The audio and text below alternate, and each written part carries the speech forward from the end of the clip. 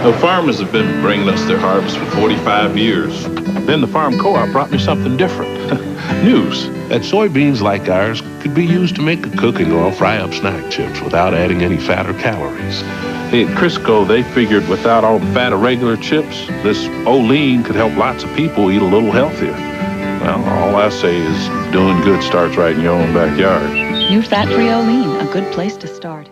The FDA must protect the public from an additive that has already caused severe symptoms and might even cause deaths if those symptoms occurred when the victim was engaged in a risky activity such as swimming or driving.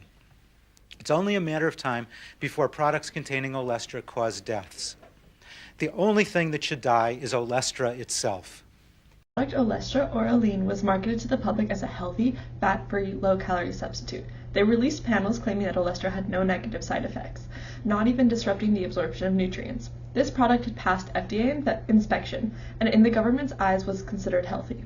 However, we find out that that's not true after reports started coming in from scientists and those with underlying health conditions.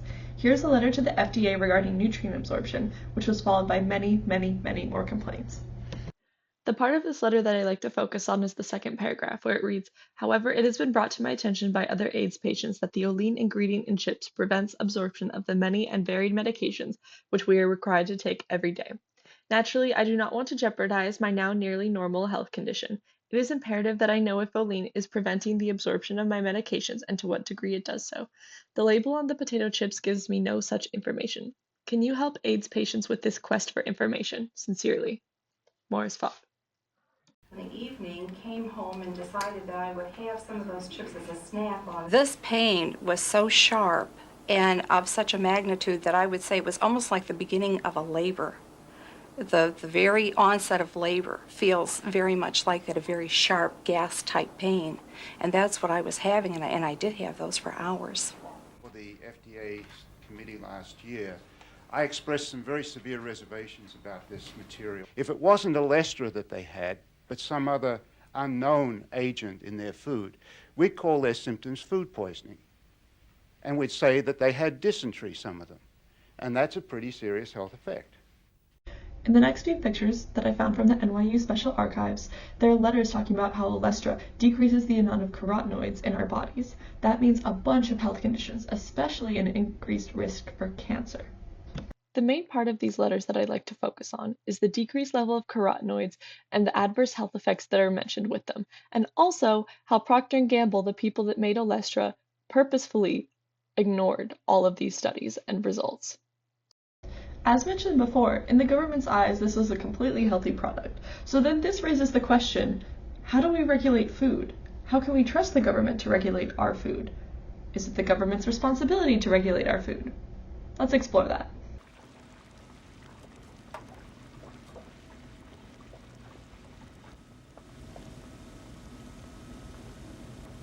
First of all, we wonder, why would the government begin to regulate our food in the first place? Sarah Roache has a really good answer to that. She writes an article on childhood obesity. Sarah Roache shows that we need government regulations to end epidemics like obesity plaguing our country. She claims childhood obesity affects multiple areas of life, some of which are quality of life and education. Roache gives outlines of how the government is currently and should continue to develop regulations against sweetened beverages, high-calorie foods, etc. The problem that I want to address in relation to this article is that many highly processed foods are often marketed as health products. Protein bars are a great example of this. Many protein bars are high in artificial sugars, oils, and other unreadable ingredients that require a biochemist to explain. Products like Olean claim to fit all the boxes Roache outlines. Although low in calories, fat, and sugar, Olean was still found to be harmful to the body. I decided to take a random sample. NYU is a pretty diverse school with kids coming from all over the world. I went up to a few random kids on NYU's campus and I asked the following questions.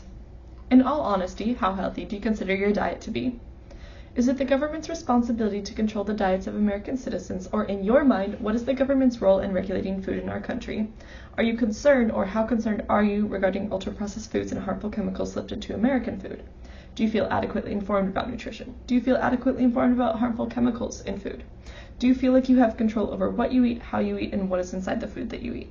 In addition to that, I also interviewed my boss, Dr. Jeremy Dixon, a dentist and health professional, with the exact same set of questions. He had a lot more to say. Here I have the transcript from my conversation with Dr. Jeremy Dixon. He shared a lot of interesting information.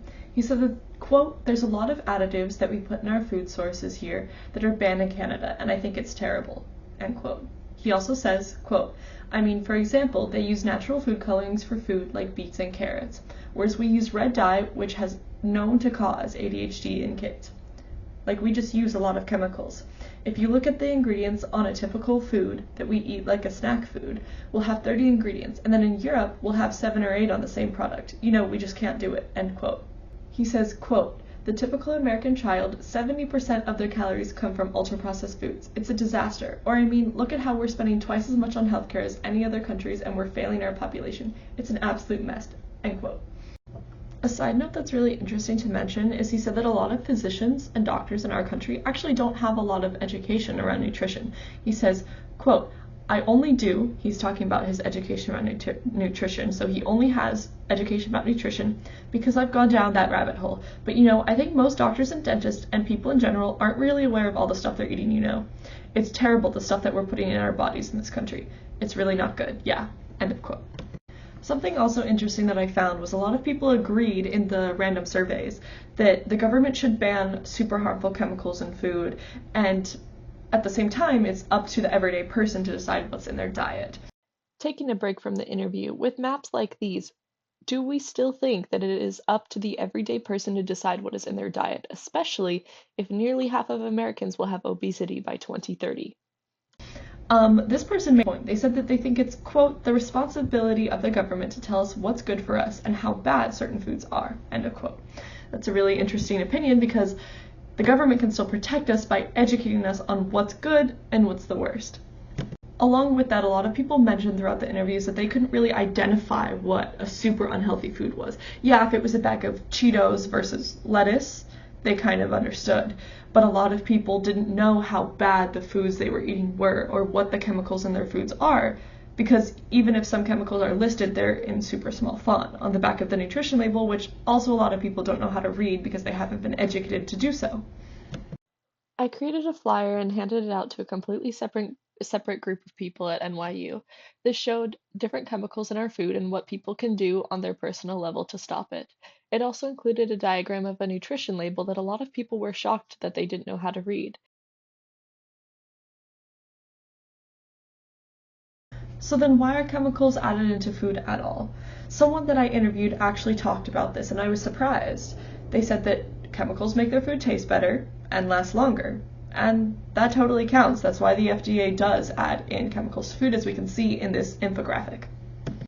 According to the infographic from the FDA, chemicals may be added to foods to extend freshness, increase nutritional benefits, enhance taste, improve texture, maintain food safety, or add convenience. In addition, at the end of the infographic, it quotes, "The appropriate regulatory agency will act if contaminant levels may cause food to be unsafe, proving that America uses an innocent until proven guilty concept when it comes to food." In another video, Laura Schmidt, a professor of health policy at UCSF, talks about how food is scientifically designed to keep people hooked. She explained how food scientists put patients in MRI machines after feeding them saturated foods to see how their brain lights up on the scan. They then use that scan to improve the addictive nature of whatever food they're trying to sell. She uses this segue to talk about the harmful act of industrializing normal foods. It was shocking when she stated that as long as food, quote, "as long as food corporations aren't breaking narcotics laws, they can pretty much do whatever they want to formulate their products to make them even more habit-forming," end of quote. The new perspective this gave me was that addiction to unhealthy foods cannot be pinned to humans' own faults. Perhaps this suggests that a lot more is going on behind the scenes that the FDA doesn't even know about. Instead of the FDA looking directly at sugar and calories, perhaps they should be focusing on the addictability factor of food, which does actually include sugar. This might look like conducting brain scans with the reverse goal of trying to return foods to the same level of addictability as something like apples, oranges, and leafy greens. Professor Schmidt's explanation that food is literally designed to make people hooked and addicted to it helped me look at my interviews in a lot more sympathetic way. In the video, How Food Regulations Make Us Less Healthy, Professor D'Amico shares an economic standpoint regarding the food industry. He talks about how rent-seeking, lobbying, and regulatory barriers all change the way food is produced and sold throughout American refrigerators and American stomachs. He explains that small farmers are challenged with paying sky-high regulation fees that bigger companies can easily afford. This means that huge industries can dominate the distribution of food and trump all competition, giving them almost unlimited power. Watching this video made me consider how different the food industry would be if there was some healthy competition. Notice how all of these packages have large brand names on them. In a YouTube video called The Food and Drug Administration Explained, Matt Beat also says some things. He says that there used to be products all over the market like cocaine tooth drops and really harmful chemicals that were given out to the public and to even children freely because the FDA at that time did not exist. It was all thanks to a book called The Jungle that started getting the public to take attention. This book actually was not aimed to show the government about chemicals, but more so about unsafe manufacturing practices. However, the uproar from this book was so great that the FDA was born. An article from Good magazine labeled Why the US Government Won't Protect Us from Toxic Chemicals in Our Food brings up an interesting point, which is in short, why even try? It showcases how concerned adults and specifically veterans have been waiting for dioxin studies for decades. These studies are crucial because with enough evidence, the FDA can put a much-needed ban on the harmful substance found in nearly all foods. Yes, all foods, even water and plants and the foods that you consider away from chemicals. In short, dioxins are a group of highly toxic chemicals that are persistent in environmental pollutants. They come from mass manufacturing companies. First, this article shows how widespread the problem has become, explaining that most people, even babies, have dioxins in their systems. Second, it offers a unique perspective on taking measures into our own hands instead of relying on the government to save us from toxicity. This text shows a historical side of the argument. This article quotes, "The federal agency has missed self-imposed deadline after deadline to release its study of dioxins, toxic chemicals that have been linked to cancer and other health problems. The agency seems like it was going to come through this year, pinky swearing that officials would release the long-awaited study by the end of January." End quote. They never did. The National Academies Press published this book, Enhancing the Regulatory Decision-Making Approval Process for Direct Food Ingredient Technologies, which shows how the FDA has gone back and forth between being more and less rigid when it comes to nutritional guidelines. It showcases the system's faults not as villains but as inconsistent administrative groups with limited resources and jurisdiction. They quote, "Thus, the original statute created a safety standard for substances added to both food that was both unnecessarily rigid and quite difficult for the FDA to administer. Because it shouldered the burden of proof, the agency experienced problems in regulating the introduction and marketing of foods containing potentially hazardous substances." End quote. Marion Nestle is a very well-known scientist and advocate in the food safety community. She wrote a book called Safe Food: Bacteria, Biotechnology, and Bioterrorism. In this book, she explores the issues and origins in the politics of foodborne illnesses, FDA regulations, risks, and benefits of additives. She explains the corruption between large food corporations and the government, specifically how they make deals in the interest of business and not so much in public health. She quotes, "There, I discuss the ways in which the food industry, the collective term for companies that produce, process, market, sell, and serve food and beverages, influences what people eat and therefore health. To encourage people to eat more of their products or to substitute their products for those of competitors, food companies spend extraordinary amounts of money on advertising and marketing. More important, they use politics to influence government officials, scientists, and food and nutrition professionals to make decisions in the interests of businesses, whether or not decisions are good for the public health. In doing so, food companies operate just like any other business, devoted to increasing sales and satisfying stockholders. One difference is that the food industry is unique in its universality. Everyone eats." End of quote. Linking this back to the interviews, many interviewees claimed that they felt they had good control over what they eat and wanted to keep that control. Knowing that Marion Nestle pointed out we are being fed purposefully advertised and addictive foods focused on business profits, can we have full faith in ourselves to make the best nutrition decisions? From the article, Modeling Risk Perception and Trust in Food Safety Information Within the Theory of Planned Behavior, by a few different authors, They quote that trust in information provided by media increases risk perception, and so does trust in alternative sources such as consumer or environmental organizations, while trust in public authorities reduces it. The other trust components, food chain actors and doctors and scientists, are negligible in determining risk perception. By Lobb, Mazzocchi, and Traill. What this article is basically saying is that people nowadays have more trust in the media than they do in actual scientists.